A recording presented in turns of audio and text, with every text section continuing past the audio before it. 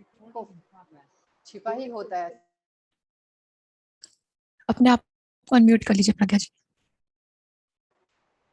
हम सब किसी न किसी दुख से तो गुजरे ही हैं, तो उनसे कैसे हील करना है उसे, तो वो उसके बारे में आप हमें आके बताएं।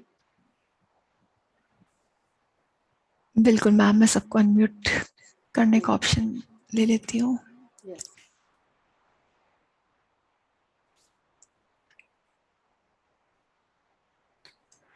ठीक है, नमस्ते फ्रेंड्स। नमस्कार। तो फ्रेंड्स, मैम एक मिनट, मेरी आवाज़ इको कर रही है, मैं कुछ ऑडियो चेक कर लूँ।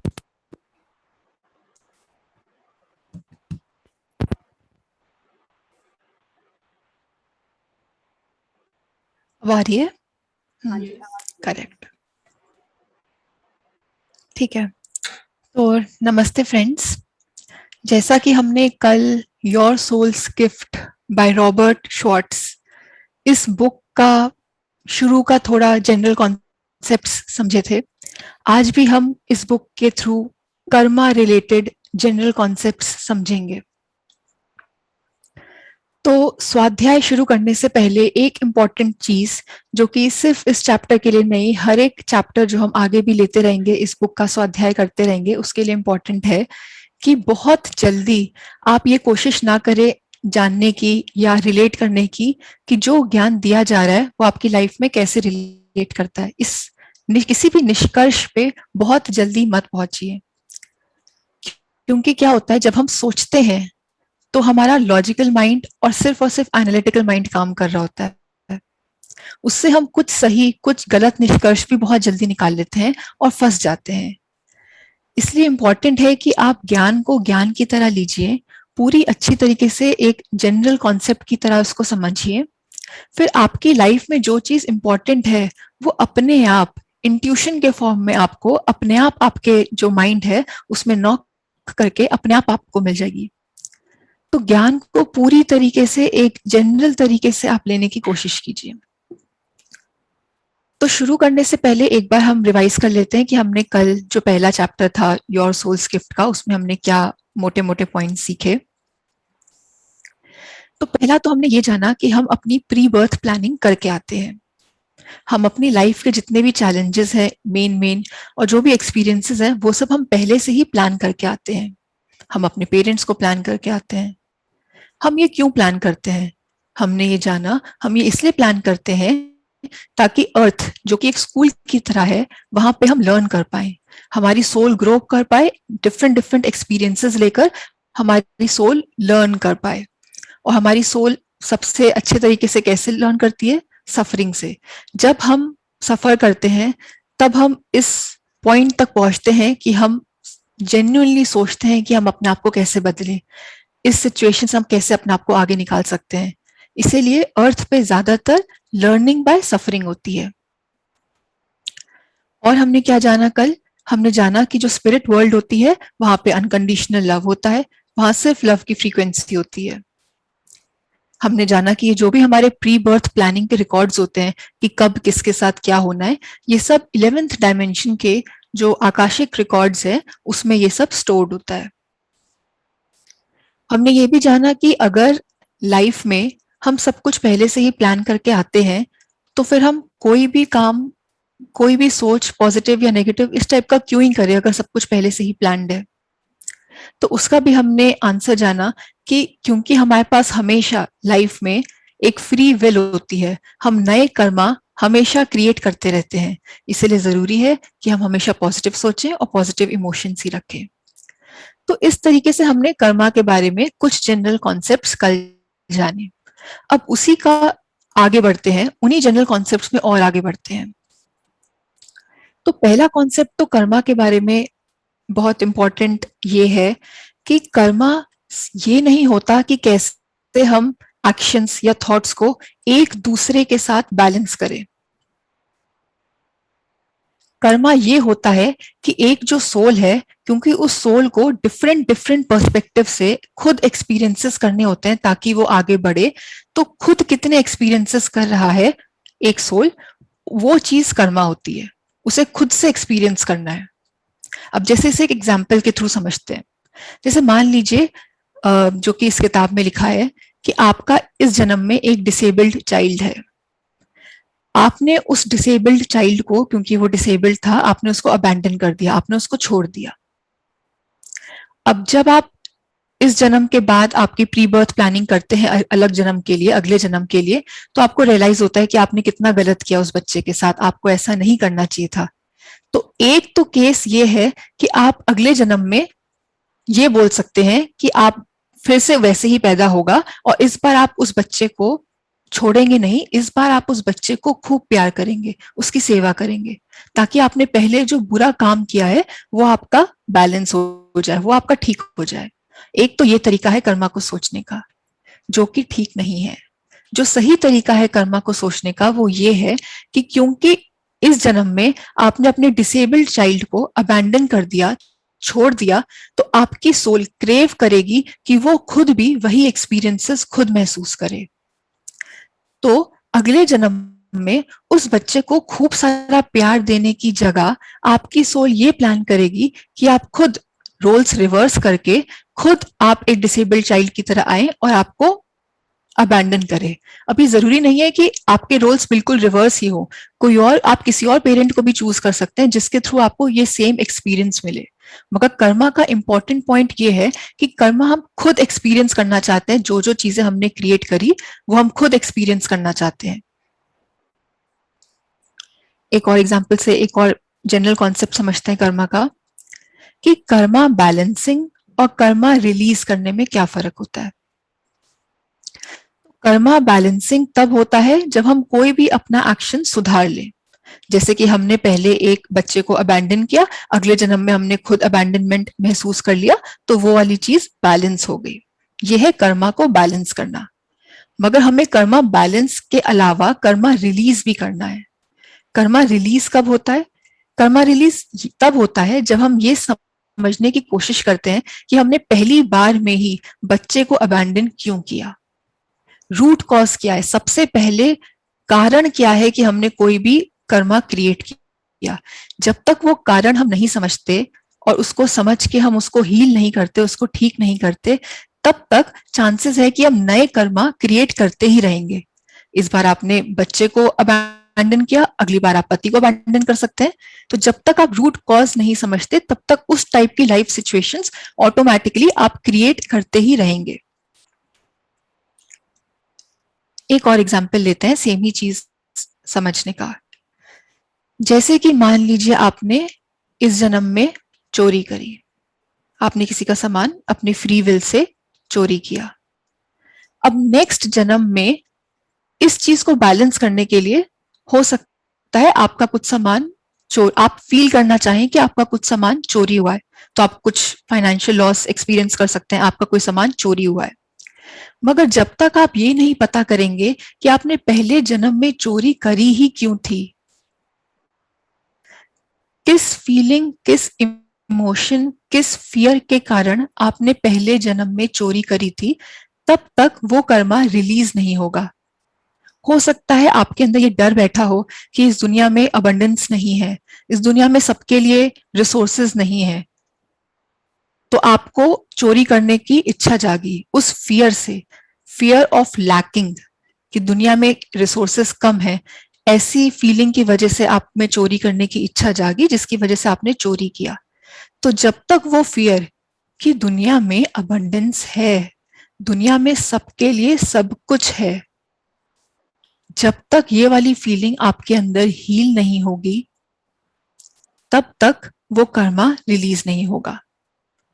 तो कर्मा बैलेंस और कर्मा रिलीज होने में फर्क है, और इस फर्क को समझना बहुत ही जरूरी है। अब जब हम अपने स्पिरिट वर्ल्ड में होते हैं, मरने के बाद जो हमारा सोल सेल्फ होता है, क्योंकि वो सोल सेल्फ बहुत होशियार, बहुत वाइज होता है, तो ये बैलेंसिंग और रिलीजिंग का कॉन्सेप्ट सोल को बहुत अच्छी तरह पता होता है। तो जब वो प्री बर्थ प्लानिंग करती है, तो वो इस तरीके से प्लानिंग करना चाहती है कि कर्मा बैलेंस नहीं, कर्मा रिलीज भी हो। जैसे कि सोल ये नहीं प्लान करेगी कि क्योंकि मैंने पिछले जन्म में चोरी करी तो इस जन्म में मेरे साथ चोरी हो जाए। सोल और और कुछ स्ट्रॉन्ग इमोशन और कुछ इंटेंस सिचुएशन प्लान करेगी, जिससे कि वो जो चोरी की वजह थी कि दुनिया में अबंडेंस नहीं है, वो अबंडेंस उसको समझ में आए। तो चोरी के बदले में वो इस जन्म में जैसे कि खुद भिखारी बनना प्लान कर सकती है, या कोई बहुत स्ट्रॉन्ग फाइनेंशियल लॉस प्लान कर सकती है, जिससे कि वो चोरी वाली चीज तो बैलेंस हो ही, बट उससे ज्यादा वो जो अंडरलाइंग कॉज था, जो अंडरलाइंग फियर था कि दुनिया में अबंडेंस नहीं है, जब भिखारी बन के या बहुत ग्रेट फाइनेंशियल लॉस करके इंसान स्क्रैच से दोबारा धीरे धीरे आगे बढ़ता है, और उस सिचुएशन में धीरे धीरे आगे बढ़ के समझता है कि मैं अपने तप से, अपने पॉजिटिव थॉट से, अपने पॉजिटिव एक्शन से, अपने हार्ड वर्क से आगे बढ़ सकता हूँ, और धीरे धीरे जब वो अबंडेंस को गैदर करता है, तब ये जो कर्मा था, जो इनिशियल था, वो पूरी तरीके से रिलीज होता है, और सोल की जो ग्रोथ है वो कंप्लीट तरीके से होती है। अब ये बात हमारे लिए गहराई से समझना क्यों जरूरी है? ये इसलिए जरूरी है क्योंकि हम अपनी डे टू डे लाइफ में इन जनरल ज्यादातर कर्मा बैलेंस के हिसाब से ही सोचते हैं। हम कर्मा रिलीज करने के हिसाब से बहुत ज्यादा नहीं सोचते, क्योंकि वो काफी डिफिकल्ट चीज भी है, और उसमें बहुत समय लगता है, बहुत एक पूरा लाइफ टाइम भी लग सकता है ये जानने में कि आपने कोई भी आपकी लाइफ में जो भी चैलेंजेस है उसका मेन रूट कॉज क्या है। तो इसलिए ये डिफरेंस समझना जरूरी है, ताकि हम धैर्य के साथ, जैसे जैसे हम स्वाध्याय कर रहे हैं, ज्ञान प्राप्त कर रहे हैं, ध्यान प्राप्त कर रहे हैं, उस तरीके से धीरे धीरे हम ऑटोमेटिकली चीजों के रूट कॉज पे जाना प्रेफर करें, एंड ना कि सिर्फ जो हमें सिचुएशन ऊपर ऊपर से दिख रही है उस सिचुएशन के ऊपर हम एनालिसिस करें। इसलिए ये बात बहुत इंपॉर्टेंट है। इसीलिए इसीलिए ये भी एक्सरसाइज रिकमेंड करी जाती है कि आपके जो भी डीप रूटेड फियर्स हैं, डर हैं, उनको आप लिखिए। उनको लिखकर आप उस पे समझिए कि ये क्यों है, ये कहाँ से आया, और उसके ऊपर अपना अंदर चिंतन कीजिए। पता लगाइए कि आपके अंदर क्या क्या फियर है। या फिर अगर आप फियर आपके अंदर हो सकता है ज्यादा ना हो, जैसे कि हम सब यहाँ पे ध्यानी है, तो हो सकता है बहुत ज्यादा फियर्स ना हो, तो आप ये भी सोचें कि आपके कौन से ऐसे बहुत स्ट्रॉन्ग बिलीफ हैं, क्या क्या मान्यताएं हैं जो बहुत स्ट्रॉन्ग है आपकी, जिनको आप चेंज करने के लिए ज्यादा रेडी नहीं रहते। तो उनको भी अगर आप लिखेंगे, सोचेंगे, तो शायद धीरे धीरे जब समय सही होगा तो आपको हिंट्स मिलेंगी कि क्या वो सच में सही है या उनको ठीक करने की जरूरत है। तो अपनी सोल को इवॉल्व करने के लिए और एक्सपीरियंसेस लेने के लिए, अपना लाइफ प्लान सक्सेसफुली पूरा करने के लिए, एक तो तरीका ये है कि हम अपने फियर्स, अपने स्ट्रॉन्ग बिलीव्स को एक एक करके उठाएं, अपनी चैलेंजेस को एक एक करके उठाएं, और देखें कि इस सफरिंग से मेरे लिए क्या लेसन है, क्या रूट कॉज है, और फिर एक एक करके उस रूट कॉज को ठीक करें और रिलीज करें। एक तरीका ये है। दूसरा और सुंदर जो तरीका है वो ये है, ये समझना है कि कर्मा क्रिएट कब होते हैं। कर्मा क्रिएट तब होते हैं जब हम वननेस और लव की फीलिंग, जैसे कि हमने जाना कि स्पिरिट वर्ल्ड में लव और वननेस ही होता है, राइट? तो जब हम लव और वननेस की फीलिंग से हटकर कोई काम करते हैं, कोई काम, थॉट या एक्शन करते हैं, तब कर्मा क्रिएट होते हैं, ये हमें पता है। जब हम जो फुल्ली इनलाइटेंड मास्टर्स हैं, उनके कर्मा नहीं क्रिएट होते। क्यों? क्योंकि वो ऑल टाइम उसी वननेस, उसी लव की फीलिंग में रहते हैं, साक्षी भाव से रहते हैं। तो जब हमें इस बात का ज्ञान है कि कर्मा कैसे क्रिएट होता है, तो यदि हम अपनी फ्रीक्वेंसीज को उसी तरीके से ट्यून इन करें कि हम हमेशा लव और वननेस की फ्रीक्वेंसी में ट्यून्ड इन रहें, उसी भाव से हम अपना जीवन व्यतीत करें, उसी भाव में रहें, तो ऑटोमेटिकली हमारी जो लर्निंग इंपॉर्टेंट है, जो हमारे जीवन में लर्निंग इंपॉर्टेंट है, ऑटोमेटिकली वो लर्निंग हमें जल्दी मिल जाएगी, कंपेयर टू हम एक एक करके अपने चैलेंजेस, अपनी सफरिंग के ऊपर ध्यान दें। और रॉबर्ट, जो कि यहाँ पे ऑथर हैं इस किताब के, वो ये कहते हैं कि जब हम इस तरीके से जीवन जीते हैं, वननेस और लव के साथ जब हम जीवन जीते हैं, तो जो हमारे कर्मास बर्न होते हैं, रिलीज होते हैं, वो बहुत जल्दी रिलीज होते हैं, बहुत फास्ट रिलीज होते हैं, इंस्टेंटली भी रिलीज होते हैं। जैसा कि हम सुनते ही हैं कि ध्यान में कर्मास, कभी कभी कुछ कुछ टाइप के कर्मास ध्यान में बैलेंस हो जाते हैं, ध्यान में बर्न हो जाते हैं। ये वही बात है जैसे कि हम जानते हैं कि अगर किसी कमरे में अंधेरा है, हमें उस अंधेरे को खत्म करना है, तो उस अंधेरे के ऊपर चिंतन करना, उसके ऊपर रिसर्च करने से ज्यादा हम क्या करेंगे, हम वहां पे एक दिया जला के रोशनी जला देंगे। तो जब हम रोशनी के ऊपर फोकस करते हैं, जब हम उस डायरेक्शन में अपना सारा ध्यान लेकर जाते हैं, तो ऑटोमेटिकली अंधेरा अपने आप खत्म होता है, इंस्टेंटली। हमें अंधेरे के ऊपर सोचने की जरूरत नहीं है। उसी तरीके से जैसे कि हम अब जैसे ध्यान में आने के बाद जो भी हम इन जनरल भी हर जगह से ज्ञान लेते हैं, तो वो हर ज्ञान का मूल यही है कि वननेस और लव की फीलिंग के साथ अपने आप को ट्यून इन करें, तो ऑटोमेटिकली उसके विपरीत की जो भी चीजें हैं वो अपने आप धीरे धीरे धीरे धीरे बैलेंस रिलीज हो जाएंगी। तो इसीलिए जब हम ध्यान में वननेस की फीलिंग के साथ रहते हैं या वननेस की फीलिंग महसूस करते हैं, तो हमारे उस टाइम पे काफी कर्मा इंस्टेंटली बर्न होते हैं। तो ये दोनों ही तरीके हैं। हमें अपना इंट्यूशन फॉलो करना है कि हमें किस सिचुएशन में कौन से तरीके, कितने परसेंटेज हर तरीके का हमें फॉलो करना है।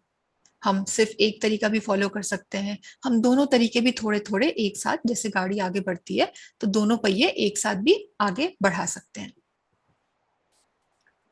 अब ये बात आती है कि लव और वननेस की फीलिंग की फ्रीक्वेंसी में ट्यून इन करना, बोलना आसान है, सोचना और भी आसान है, मगर उसे अनुभूति करना उसका वो डिफिकल्ट है, और वो बहुत ही स्लो प्रोसेस है। तो वननेस और लव की फीलिंग, ये जो बोलने में इतनी आसान सी चीज है, हम बोलते रहते हैं कि लव के साथ रहना है, वननेस के साथ रहना है, हम सब एक ही है। ये बोलना जो आसान है, इसको हम अनुभव कैसे करें?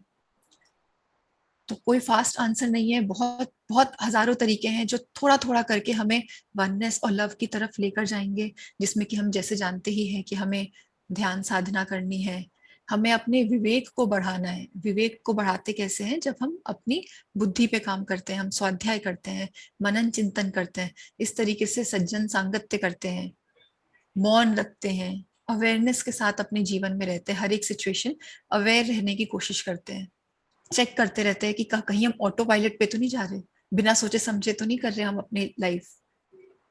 तो ओशो जी जैसे कहते थे कि हर एक घंटे में सोचें कि आपने ये जो घंटा अभी व्यतीत किया है, इस घंटे में आपने कितने सेकंड खुद से अवेयर रह के जिया है, और कितने सेकंड बस हो गया, पता नहीं चला, ध्यान ध्यान नहीं रहा, बस ऑटो पायलट पे हो गया। तो इस टाइप से अवेयरनेस रहने से धीरे धीरे हम अपने वननेस की स्टेट पे जाते हैं। तो एक और जो पहचान है वननेस की, वो क्या है कि हमारा जो अस्तित्व है, जब ये अस्तित्व पिस जाता है, जैसे कि एक प्याज होता है, एक अनियन होता है, जो जो अस्तित्व के हमारी लेयर्स अपने आप पिसने से नष्ट हो रही हैं, यानी कि वो हमारी थी ही नहीं, वो हमारा असली स्वरूप है ही नहीं। तो जो अस्तित्व कभी भी नष्ट नहीं हो सकता, वो है हमारा वननेस वाला, डिवाइन लव वाला अस्तित्व। तो अपने अस्तित्व को अपने लॉजिकल माइंड से, अपनी डे टू डे लाइफ में, अपने ध्यान में, जो भी हम हमेशा अपने अस्तित्व को जो पीसने की हमारे अंदर, स्पेशली धानियों के अंदर तो एक नेचुरल लालसा होती है कि अस्तित्व पिस जाए। तो वो जब हमारा अस्तित्व, हमारी पहचाने, हमारी आइडेंटिटीज, हम अपने बारे में जो भी जानते हैं, अपने आप को जो भी समझते हैं, वो जब पिस जाता है, जब हम खत्म करने की कोशिश करते हैं और जब वो खत्म हो जाता है, उसके बाद जो बचता है वो है हमारा ट्रू सेल्फ, वो है हमारा वननेस और लव और लाइट वाला सेल्फ। तो इस तरीके से अपने अस्तित्व को जितना हो सके खत्म करना है, ताकि जो सबसे प्योरेस्ट फॉर्म है सिर्फ वही फॉर्म बचे और हम उसी फॉर्म में अपना जीवन व्यतीत करें। आगे बढ़ते हैं। तो अब यहाँ पे रॉब ऑथर जो है वो ये बताने की कोशिश कर रहे हैं कि जो चैलेंजेस होते हैं लाइफ में, वो जरूरी नहीं है किसी किसी प्रॉपर कर्मा, जैसे कि हम समझते हैं जिस चीज को, उस कर्मा की वजह से ही हो। कभी कभी कुछ अनरिजॉल्व ऊर्जा जो हमारे कॉन्शियसनेस में, हमारी चेतना में रह जाती है, उस चीज को हील करने के लिए, उस चीज को ठीक करने के लिए भी हम अपनी लाइफ में चैलेंजेस या एक्सपीरियंसेस प्लान करते हैं। तो जैसे यहाँ पे रॉब 2 एग्जाम्पल्स देते हैं ये बात समझने के लिए। जैसे कि एक एग्जाम्पल है, एक लेडी जिसका नाम पेनिलोप था। वो बचपन से ही डेफ थी, सुन नहीं सकती थी। तो जब उनकी प्री बर्थ प्लानिंग करी गई कि उन्होंने इतना कठिन चैलेंज अपने लिए क्यों लिया होगा, तो पता चला कि इससे पहले वाले जन्म में उनकी जो माता थी, उनकी माता का देहांत हुआ अपने खुद के बॉयफ्रेंड से। तो उनकी माता के जो बॉयफ्रेंड थे उन्होंने उनको गोली से मार दिया। वो जो गोली की आवाज थी जिससे उनकी माता की मृत्यु हुई, उस आवाज ने उनकी कॉन्शियसनेस को इतना ज्यादा इम्पैक्ट किया, इतना ज्यादा कष्ट दिया कि उस जीवन में उस वजह से उनकी मृत्यु भी हुई। उन्होंने सुसाइड कमिट कर लिया।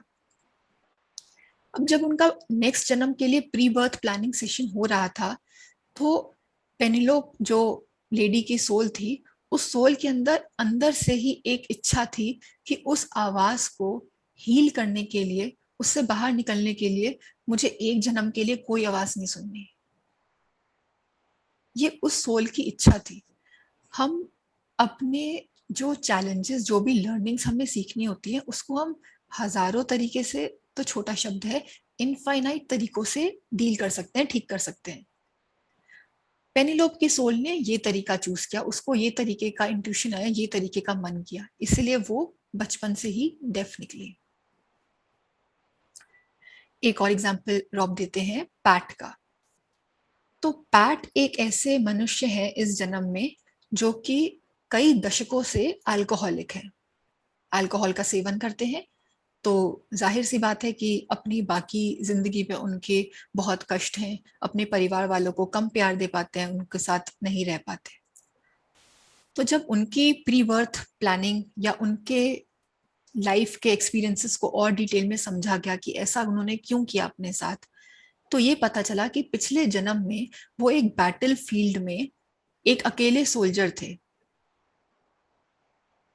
उनके साथ के जो साथी थे, वो बैटल फील्ड में उन सब की मृत्यु हो चुकी थी।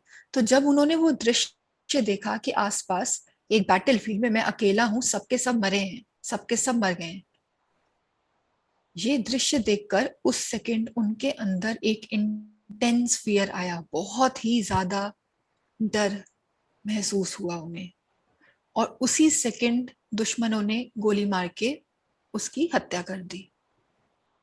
अब वो जो इंटेंस फियर था, वो पैट के सारे शरीरों में, उनकी कॉन्शियसनेस में बुरी तरीके से अनरिजॉल्व ट्रॉमा की तरह चिपक गया। तो इस फियर को, इस इंटेंस फियर को ठीक करने के लिए अपने नेक्स्ट लाइफ टाइम के प्री बर्थ प्लानिंग सेशन में पैट ने खुद से ये लाइफ डिजाइन करी, एक लंबा रास्ता डिजाइन किया कि पहले तो मैं कई दशकों तक अल्कोहल का सेवन करूंगा, फिर अल्कोहल के सेवन से जब मैं इमोशनली बहुत परेशान हो जाऊंगा, टूट जाऊंगा, उस इमोशनल ब्रेकडाउन, उस इमोशनल टूटने की वजह से मैं भगवान को सीख करूंगा और स्पिरिचुअलिटी में एंटर करूंगा। और जब मैं स्पिरिचुअलिटी में एंटर करूंगा और धीरे धीरे मेरी स्पिरिचुअल अवेकनिंग होगी, उस अवेकनिंग से मेरा ये जितने भी डर हैं, जो ये मेरा इंटेंस डर था, वो अपने आप खत्म होगा। तो यहाँ जो ऑथर है रॉब है, वो एक एग्जाम्पल दे रहे हैं कि कैसे अलग अलग सोल बहुत अलग अलग तरीकों से सेम लेसन को लर्न करने के लिए, सेम हीलिंग को अलग अलग तरीके से प्लान कर सकती है। जैसे कि यहाँ मान लीजिए हम 50 लोग अगर अभी इकट्ठे हैं और हम उन 5-5 लोगों के ग्रुप्स बना दें और उन ग्रुप्स को एक ही काम करने को बोले, तो भी उन सभी ग्रुप्स का, उन 10 ग्रुप्स का thought process, action, outcome, result सब कुछ अलग होगा। ये प्रैक्टिकल सी बात है, ऐसे ही होता है। तो इसलिए हर इंसान जब प्लान करता है, हर सोल जब अपना प्री बर्थ प्लानिंग में चीजें प्लान करती है, बहुत अलग अलग तरीके से कर सकती है। तो मेन यहाँ पे लेसन ये है कि हमारी पुराने जन्म में जो भी अनरिजॉल्व ट्रॉमा या फीलिंग्स या नेगेटिव इमोशंस रहते हैं, उनको हमें आगे के लाइफ टाइम्स में लर्न करना ही होता है। अब अगला कॉन्सेप्ट जो रॉब बता रहे हैं वो है सर्विस का, सेवा भाव। तो यहाँ रॉब बता रहे हैं कि जब हम अपनी स्पिरिट वर्ल्ड में होते हैं तो वननेस का भाव, वननेस के भाव को हम सिर्फ जानते ही नहीं, हम उसको पूरी तरीके से अनुभव करते हैं। वो एक कॉमन सेंस होती है। यहाँ पे हम वननेस को हर समय अनुभव नहीं करते हैं, राइट? हम थर्ड डायमेंशनल वर्ल्ड में जब रहते हैं, हम सोचते हैं, हम कोशिश करते हैं ऑल टाइम सोचने की कि हम सब एक हैं, सब कुछ एक ही है, बट उसको अपने जीवन में डे टू डे लाइफ में रहना, ये हर कोई बहुत इजीली नहीं कर पाता। ज्यादातर हम सोचते ही हैं कि हम सब एक है। वो अनुभूति करना, परसीव करना उसको, वो हम कुछ समय के लिए करते हैं। मगर स्पिरिट वर्ल्ड में वो एक कॉमन सेंस होती है, सभी को, सारी सोल्स को ही वननेस की अनुभूति होती है। तो जब वननेस की अनुभूति होती है और जब ये पता होता है कि सब, हम सब एक ही हैं, एक ही जो परमात्मा है उसके, उसी के भिन्न भिन्न रूप है, तो एक दूसरे के लिए सेवा करने का प्रश्न इज मोर लाइक बोलना कि हम अपने आप की ही सेवा कर रहे हैं। किसी और की सेवा करने का मतलब हम खुद की सेवा कर रहे हैं, क्योंकि हम सब एक ही हैं और हम पूरी कलेक्टिवली हम जो है परमात्मा की कॉन्शियसनेस को बढ़ाना चाहते हैं, हम खुद उस लेवल तक पहुंचना चाहते हैं। तो इसलिए सेवा, अपनी नॉर्मल बोलचाल की भाषा में जब हम बोलते हैं तो हम सेवा, दूसरों के लिए सेवा करना, इस टाइप की बातें बोलते रहते हैं, बट हम ये समझते हैं कि वो सेवा दूसरों के लिए नहीं, हम खुद के लिए ही कर रहे हैं। तो बहुत से लाइफ के चैलेंजेस जो आपकी लाइफ में हैं, वो इसलिए भी है कि आपने, या तो आपने अपने आसपास की सोल्स को रिक्वेस्ट करिए कि वो आपको वो चैलेंजेस दें, या फिर वो सोल्स जो आपके एक सोल ग्रुप है, जो आपके सबसे प्रिय सोल्स हैं, वो खुद सेवा भाव में, क्योंकि वो चाहती हैं कि आप जल्दी इवॉल्व हो, तो वो खुद आपको वो चैलेंजेस देना चाह रही हैं ताकि आपकी हीलिंग हो। ये तो हम समझ ही गए हैं कि हर एक चैलेंज इसलिए आता है ताकि वो जो उसका रूट कॉज है उसकी हीलिंग हो पाए। अब यहाँ पे रॉब आगे एक ये बात भी बोलते हैं कि ये जो सेवा भाव होता है, इससे हमारा सोल का जो एवोल्यूशन है वो सबसे तेजी से होता है, क्योंकि हम अपना उत्थान तो कर ही रहे हैं, हम साथ में दूसरों का भी उत्थान कर रहे हैं, और भी जो हमारे साथ की जो सोल्स है उनका उत्थान कर रहे हैं। तो कलेक्टिवली जो कॉन्शियसनेस है ब्रह्मांड की, वो कलेक्टिवली जल्दी इंक्रीज हो रही है। तो यहाँ पे वो ये बोल रहे हैं कि कुछ लोग ऐसे होते हैं जो कि सिर्फ अपनी प्रगति पे ज्यादा फोकस करते हैं, सेवा भाव में जल्दी नहीं आते, ये सोच के कि अभी मुझे अपने आप को और आगे बढ़ाना है, अभी मुझे अपने ऊपर काम करना है, मुझे अपनी चेतना को बढ़ाना है, अपने ध्यान को स्ट्रॉन्ग करना है, अभी मैं थोड़े कम लेवल पे हूँ, तो अभी मैं आगे दूसरों को, मैं अभी कुछ सिखाना या कुछ सेवा करना, अभी मैं उसके लिए रेडी नहीं हूँ, पहले खुद तो सीख लूं।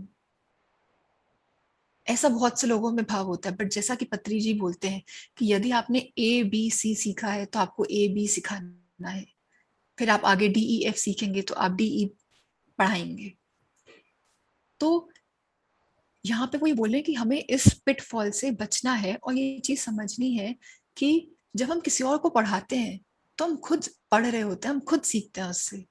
जो चीज हम देते हैं हम वही चीज रिसीव करते हैं। इसीलिए बहुत जरूरी है कि आप आध्यात्मिकता में, जैसे ही आपने पहले दिन ध्यान करना शुरू किया, आप ध्यान सिखाएं, आपके पास जो ज्ञान है चाहे वो सही है या गलत, क्योंकि हम सब यहाँ सीख रहे हैं। और जो सत्य है, उस सत्य तक पहुंचने का रास्ता सीधा नहीं होता। हम बहुत सारे स्पाइरल, कभी कुछ सही कॉन्सेप्ट्स, कुछ गलत कॉन्सेप्ट्स, जो सही, जो सत्य है उससे आसपास थोड़ा सा मिलता जुलता कॉन्सेप्ट्स, कभी कभी अलग ऑपोजिट कॉन्सेप्ट्स भी सीखते सीखते, समझते समझते फिर धीरे धीरे धीरे धीरे ऊपर बढ़ते हैं। तो इसलिए बिना किसी कंडीशन के, बिना अपने आप के ऊपर डाउट रखे, जो भी है, जितना भी कर सकते हैं वो हमें सेवा भाव से अपने आसपास के भाई बहनों को, जीव जंतुओं को सिखाना है। तो ये यहाँ पे एक बहुत इंपॉर्टेंट लर्निंग हम सब के लिए है कि हमें अपनी साधना का पार्ट ही समझना है सेवा को। किसी और को, किसी और की सोल ग्रोथ करना और अपनी सोल ग्रोथ करना, ये बात एक ही है। चाहे तो जितना भी हो सके आप लोग सब आगे आए, और जिस भी तरीके से आपको लगता है कि आप आध्यात्मिक ज्ञान ब्रह्मांड में बांट सकते हैं, उस तरीके से बांटे। ये आपकी साधना के लिए बहुत जरूरी है।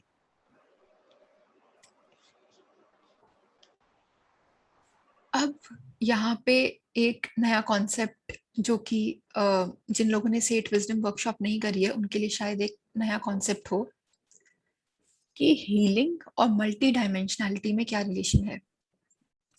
तो पहले तो हम थोड़ा कल जो हमने सीखा वो रिवाइज करते हैं कि हमने कल के दिन ये सीखा कि जो हमारा ह्यूमन एग्जिस्टेंस होता है, ह्यूमन फॉर्म होता है, उसमें 3 मेन फॉर्म्स होते हैं। एक तो होता है स्पिरिट, जो कि जिसको कि हम परमात्मा या फंडामेंटल कॉन्शियसनेस, मूल चेतना भी बोलते हैं, जो ऑल नोइंग, ऑल वाइज, सबसे सबसे सबसे वाइज है, प्योर लव है। एक वो पार्ट है।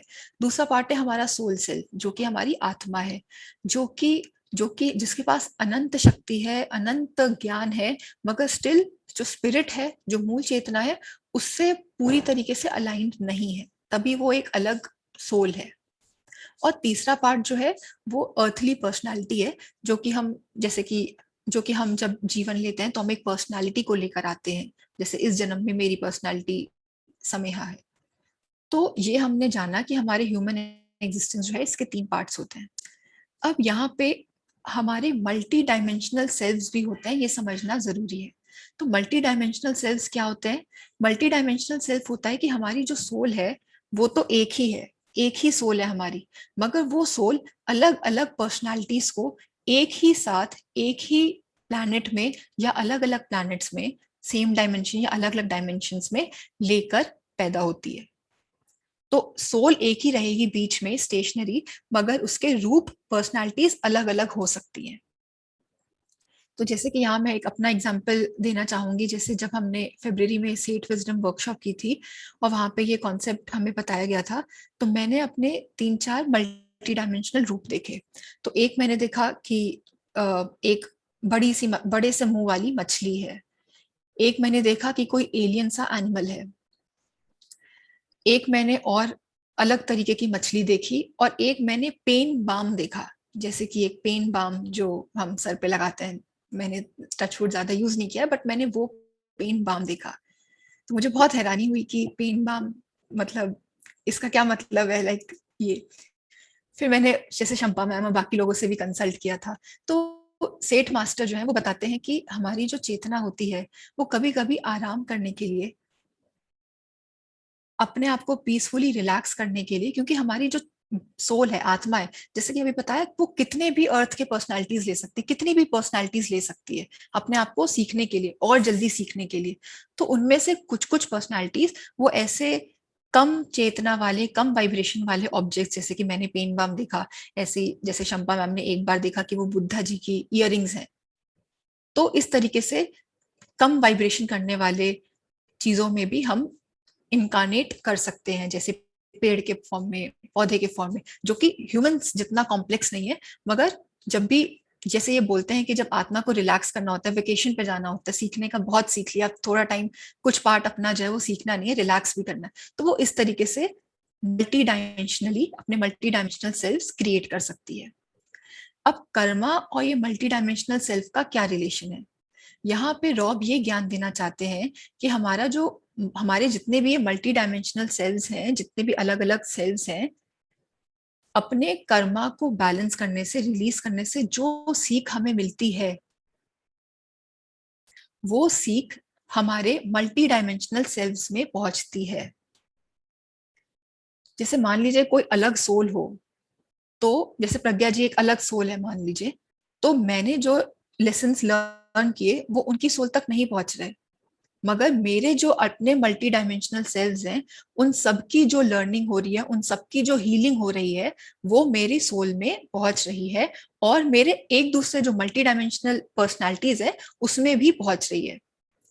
तो इसीलिए कभी कई बार क्या होता है कि हमारे बिना जाने भी एकदम से हमारी लाइफ अच्छी हो जाती है, और कुछ कुछ प्रॉब्लम्स हमारी लाइफ की अपने आप ठीक हो जाती है, कुछ कुछ चीजें अपने आप एकदम से अच्छा महसूस होने लगता है। तो वो इस वजह से भी होता है कि हमारे जो आसपास जो मल्टी डायमेंशनल सेल्स हैं, इसी डायमेंशन में या किसी और डायमेंशन में, वो सब ऑटोमेटिकली हील हो रहे हैं। प्रज्ञा जी, मैं थोड़ा 5 मिनट और ले सकती हूँ? हाँ जी, हाँ जी, बिल्कुल ले लीजिए। ठीक है।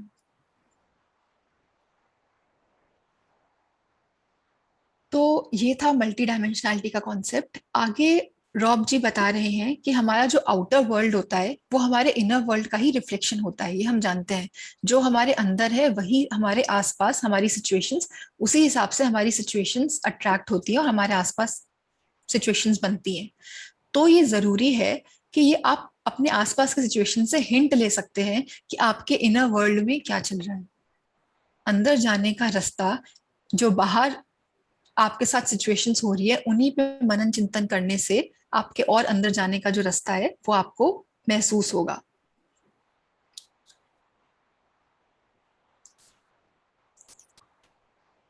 तो एक और बात जो रॉब जी बता रहे हैं वो ये बता रहे हैं कि हमें, जैसे कि हम स्पेशली जब ध्यान में आते हैं तो हम ये जान जाते हैं कि ये सब एक माया है, आसपास जो चल रहा है वो एक प्ले की तरह, एक थिएटर की तरह है, ये कुछ भी रियल नहीं है। ये बात हम थोड़ा समझ जाते हैं। तो रॉब यहाँ बता रहे हैं कि जो हमें अपनी लाइफ के मेन एक्सपीरियंसेस से सीखना है उसके लिए जरूरी है कि आप ये ना सोचें कि ये सब इल्यूजन है, आप ना सोचें कि ये माया है। क्योंकि लर्निंग के लिए, सीख के लिए बहुत इंपॉर्टेंट है कि आपके अंदर स्ट्रॉन्ग इमोशन होना चाहिए। जब तक स्ट्रॉन्ग इमोशन नहीं होता तब तक हमारा एवोल्यूशन नहीं होता। हल्का फुल्का कुछ किसी चीज से दिक्कत होती है तो हम हल्का फुल्का ऐसे ही वो कहानी आगे बढ़ती रहती है। तो जब आप ये सोचेंगे कि आपके आसपास के जो चैलेंजेस हैं वो सच में चैलेंजेस हैं, उनको सच में ठीक करना है, आप इमोशनली उनसे इम्पैक्ट हो रहे हो, आप जब उस चीज को कन्फ्रंट करोगे तो आपके अंदर स्ट्रॉन्ग इमोशंस जगेंगे और उस इमोशन से आपकी हीलिंग होगी, आप अपने अंदर बदलाव लेकर आएंगे। तो यहाँ पे वो एक चीज बोल रहे हैं कि सिर्फ अपने आप में ऐसे काली पट्टी नहीं बांध लेनी चाहिए कि ये सब तो एक ड्रामा है।